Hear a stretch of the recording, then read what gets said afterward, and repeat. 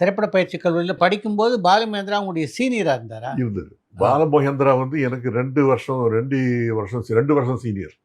1971, 73 batch தான். அவர் வந்து 70 batch, 69, 70 batch. So அவர் வந்து என்ன பண்ணாரு, அவர் தான் முதல்ல எனக்கு லெட்டர் அழகாக இருக்கும். அவரில் அப்படியே அருமையாக இருக்கு, ஹேண்ட் ரைட்டிங் அருமையாக இருக்கும், சும்மா பிரமாதமாக இருக்கும், பிரிண்ட் மாதிரி இருக்கும். ஆமாம் ஆமாம் ஆமாம். அப்போ அவர் தான் முதல்ல எனக்கு லெட்டர் போட்டு இந்த மாதிரி ராமு காரியாட்ட உங்களை பார்க்கணுங்கிறாரு, வாங்க.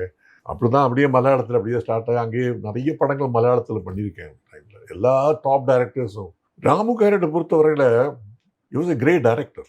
செம்மீனுக்கு அவன் செம்மீனுக்கு அப்புறம் நெல்லுக்கு தான் அவருக்கு பெரிய அவார்டெல்லாம் கிடைச்சிது. அதாவது அவரை பொறுத்தவரையில் வாஸ் அ கிரேட் ஆர்கனைசர். அதாவது பெஸ்ட் ஆஃப் டேலண்ட்ஸு எப்படி ஸ்பாட் பண்ணுறதுங்கிறது அது நல்லா அவருக்கு தெரியும். பாலுமகேந்திரா கேமரா அதுக்கு ஒரு டேலண்ட் அவர் ஸ்பாட் பண்ணார். அவர் பாலுமகேந்திரா கேமரா அதுக்கு முன்னாடி யாருக்கும் தெரியாது. ஒரு டேலண்ட் அவர் ஸ்பாட் பண்ணது அவர் தான்.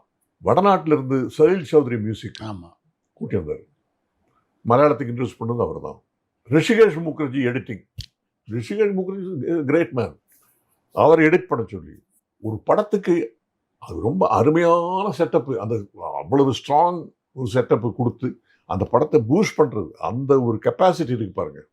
He was too good. வேறு யாரும் அந்த மாதிரி என்ன பொறுத்தவரைக்கும் எனக்கு தெரியாது. அவர் பண்ண படத்துக்கு எல்லாத்துக்குமே அவார்டு தந்தது. ஆமாம்.